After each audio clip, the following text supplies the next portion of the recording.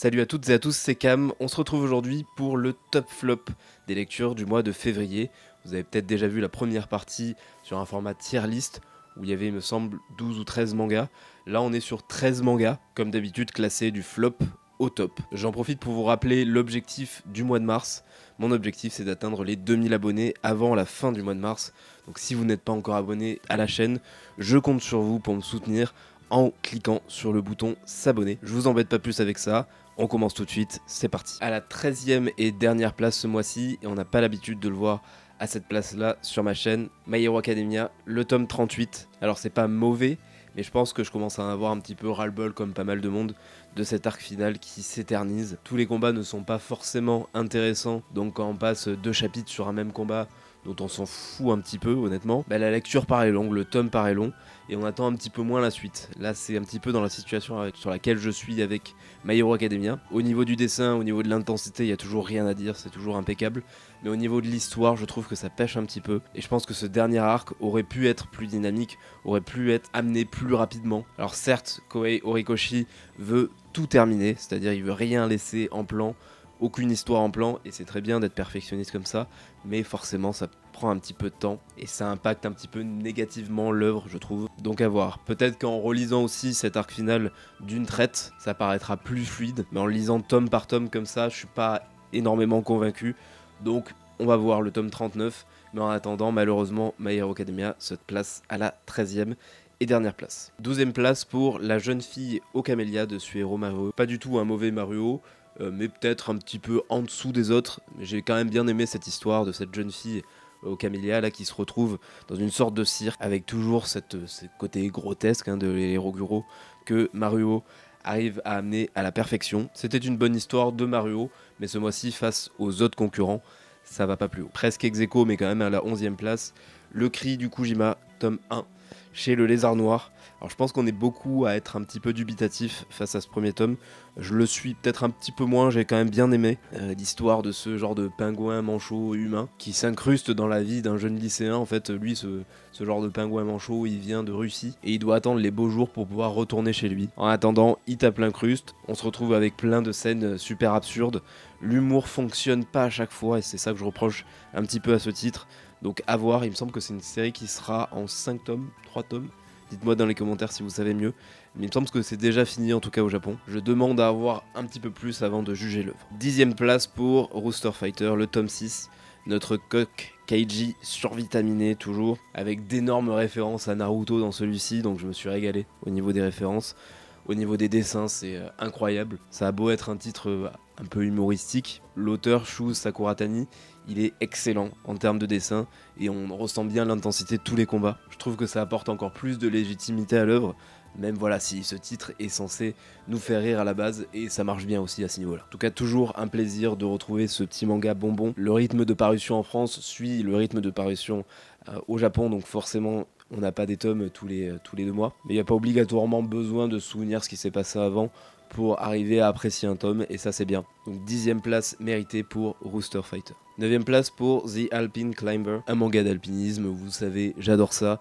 Celui-ci je l'ai beaucoup aimé, il y a quelques défauts, et vu que j'ai lu pas mal de mangas d'alpinisme, forcément il y a de la comparaison avec les autres. Alors là, contrairement aux autres, on est sur un shonen, et on part avec les codes du shonen, c'est-à-dire avec ce personnage qui à la base n'est pas du tout doué pour l'alpinisme, mais qui va s'entraîner, qui va se casser la tête, avoir plein de blessures, etc., en essayant de faire de l'alpinisme. C'est inspiré d'une histoire vraie d'un célèbre alpiniste japonais qui a vraiment existé. Je pense que c'est quand même très romancé, notamment sur la relation avec les parents. Je trouve les parents anormalement permissifs. Ils voient leur fils se ramener avec des blessures à la tête, ou entre la vie et la mort parfois à cause d'une montagne qu'il essaye d'escalader. Et ils sont ok pour le laisser continuer, ils râlent un petit peu, mais ça va. J'ai trouvé ça pas super réaliste, alors je sais pas si ça s'est passé dans la vie réelle de cet alpiniste, mais ça m'a un petit peu gêné à la lecture. Donc j'attends quand même de voir les prochains tomes pour me faire vraiment un avis sur la série. Après ça parle d'alpinisme, donc je vais continuer et j'aime beaucoup la série. Mais ce que je demande, c'est un petit peu plus de crédibilité pour les prochains tomes, pour que ça m'accroche vraiment au même titre que les autres mangas d'alpinisme que j'ai lus. 8ème place pour Oshi dans le Jardin des Filles, édité chez le Lézard Noir. On est sur le tome 3, j'aime toujours autant cette série. Alors forcément, l'effet de surprise du tome 1 est un petit peu passé, mais l'humour fonctionne toujours aussi bien, l'absurdité des situations fonctionne toujours aussi bien.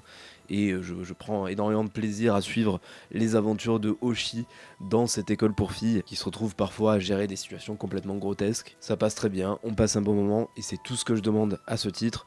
Donc très content de ce tome 3 de Hoshi dans le jardin des filles. 7ème place, encore avec du Maruo pour L'Enfer en bouteille. J'ai vraiment beaucoup aimé celui-ci, je pense que c'est un de mes Maruo préférés que j'ai lu depuis le début. Un très bon recueil avec que des bonnes histoires. J'ai particulièrement aimé la première et la dernière. Dans la première histoire, on va suivre un frère et une sœur qui font un naufrage sur une île déserte. Et dans la dernière histoire, on suit une jeune fille et son frère handicapé qui tentent de survivre dans un monde de pauvreté. Eux, ils sont hyper pauvres et on suit toutes leurs galères. Je trouve que Maruo arrive à exprimer à la perfection justement cette pauvreté, ces situations sans trop de solutions. Et surtout au niveau du dessin, on a des planches qui sont de véritables tableaux. C'est de l'art, Maruo. Il maîtrise totalement son style, les Rogoro. Et L'Enfer en bouteille est un très bon exemple de ce qu'arrive à faire Maruo. Donc je vous le conseille si vous voulez découvrir l'auteur.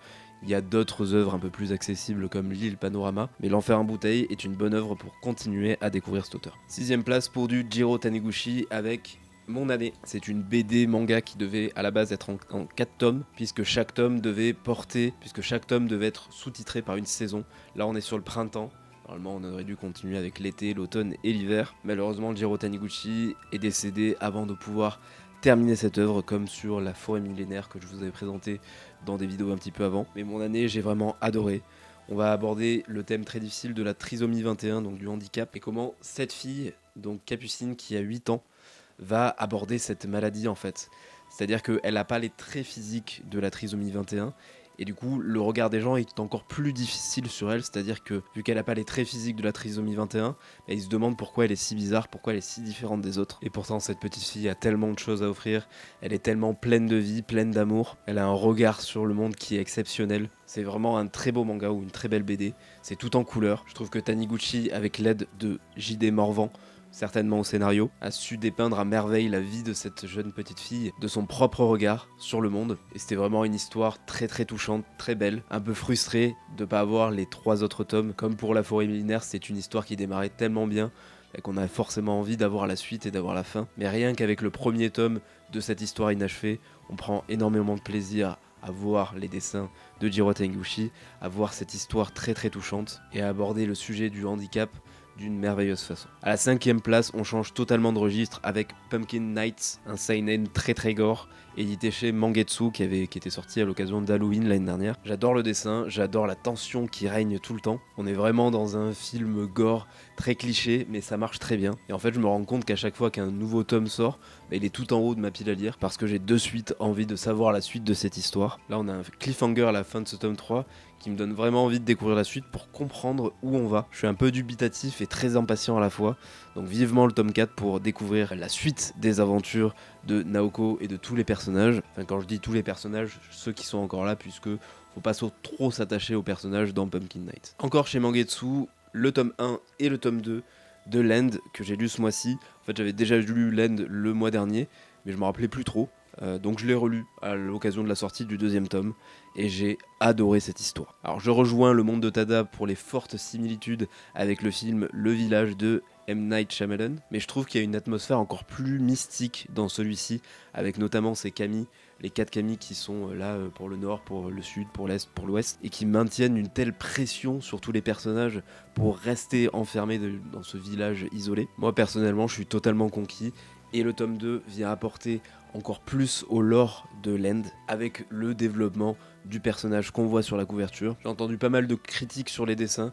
Alors certes, c'est pas les dessins les plus exceptionnels que j'ai vus, mais je trouve qu'ils fonctionnent très bien avec l'univers qu'aborde l'autrice. Et moi, je ne demande qu'à voir la suite avec le tome 3 et le reste des tomes, donc jusqu'au tome 11, pour en savoir plus sur Anne, l'autre monde et ce village isolé. Mais surtout aussi les kami qui sont les créatures qui m'intriguent le plus dans cette œuvre. Je pense que la clé et tout l'intérêt du titre est vraiment là. On passe maintenant au podium de ce top flop avec un titre de chez Naban, L'Aigle écarlate et le Yeti. Pour avoir vu pas mal d'avis sur Instagram, notamment sur ce titre, je pense que tout le monde est unanime pour dire que ce titre démarre très très bien. On va suivre les aventures de ces 2 personnages, donc Ritz et Sig. Ritz va tomber sous le charme de Sig à une soirée et va lui demander très spontanément de l'épouser. Donc tout le monde est forcément un petit peu sur le choc, mais Sig va répondre ok, je viens vivre chez toi, donc dans les terres du Nord, puisque lui il est surnommé le Yeti. Il vit dans les terres du Nord. On teste pendant 1 an pour voir si ça marche. Et si ça fonctionne, ok, on se marie. C'est super touchant, c'est super bien fait. La romance est abordée à la perfection pour moi. On se retrouve totalement immergé dans ces terres du Nord qui font vraiment rêver. On est dans un très très bon slice of life, mêlant romance, nourriture, mais aussi humour qui font que la recette de l'aigle écarlate et le Yeti fonctionne à merveille. Les deux personnages principaux sont très différents mais totalement complémentaires. On a Ritz d'un côté qui est d'une bienveillance et d'une gentillesse folle, et on a Sig qui est très froide, mais on sent qu'elle est très très gentille à l'intérieur. Et les personnages secondaires, que ce soit Eina ou Emmerich, fonctionnent à merveille également. C'est une série qui est terminée en 10 tomes au Japon, donc on sait qu'elle sera pas très longue, et on sait que c'est une longueur parfaite pour pouvoir bien découvrir l'histoire de ces deux personnages et en savoir un peu plus sur la vie dans ces mystérieuses terres du Nord. Donc allez-y les yeux fermés, l'aigle écarlate et le Yeti, c'est quasiment un coup de cœur pour moi. À la deuxième place de ce top flop, on retrouve le tome 1 de Stand By Me Kakwemon chez Meian, par le même auteur que Give My Regards to Blackjack, qui était édité chez Naban, et pour lequel j'avais eu un énorme coup de cœur. Là, on est aussi sur un coup de cœur. Ça va nous raconter l'histoire de ce personnage, Kakuo Manga, qui souhaite devenir mangaka depuis de nombreuses années maintenant, mais avec beaucoup d'échecs. Il va voir débarquer chez lui ce personnage qui prétend être le lui du futur et qui va lui conseiller très fortement d'arrêter son rêve de devenir mangaka, parce que il va finir comme ça et qui va être très malheureux dans la vie. Sauf que Kakuo a du mal à le croire, même si forcément ça paraît un petit peu bizarre que quelqu'un débarque chez lui comme ça, donc il a quand même des doutes, mais il va vouloir poursuivre cette carrière, et surtout que le succès va enfin finir par arriver, mais avec tout son lot de déboires. La force de ce titre et surtout la force de cet auteur, comme dans Give My Regards to Blackjack, c'est qu'il arrive à dépeindre tous les défauts de la société japonaise, là où dans Give My Regards to Blackjack on était plus dans le système médical japonais, là on est dans tout le système des mangaka, de la prépublication au Japon, qui est un univers totalement impitoyable. C'est très trash, c'est pour public averti, mais c'est tellement bien fait. Ce titre se met en totale opposition à Bakuman, puisque dans Bakuman on nous présentait la difficulté, mais avec quand même pas mal d'optimisme sur la prépublication au Japon. Là on nous présente toute sa perversité, tout son côté très négatif, et je pense qu'il est très intéressant de lire les deux œuvres. Bravo aussi à Meian pour l'édition, puisqu'on a le droit à les 40 premières pages en couleur, et ça rend super bien. Il n'y a rien de mieux pour pouvoir rentrer dans cette merveilleuse histoire de la meilleure des manières. Et enfin, à la première place, comme beaucoup de monde, je pense, Le Chien Gardien d'Étoiles en intégrale dans cette nouvelle édition de chez Pika Graphics. Ça va nous raconter l'histoire de cet homme et de son chien qu'on retrouve dans une carcasse de voiture au tout début de l'œuvre, décédés tous les deux, mais sauf qu'il y a un écart entre le décès de l'homme qui est mort avant et son chien qui est mort 3 mois après. Et donc dans ce manga, on va aborder toute la dévotion, tout l'amour qu'ont cet homme et son chien l'un pour l'autre, tout ce qu'ils sont capables de faire l'un pour l'autre. Et surtout, c'est hyper bien construit narrativement, puisque cette première histoire va être sur ces deux personnages, et les histoires qu'il y a à côté vont être autour de cet univers, c'est-à-dire qu'on va retrouver le chien, on va retrouver lui aussi dans d'autres histoires, pour apporter encore plus de profondeur au récit,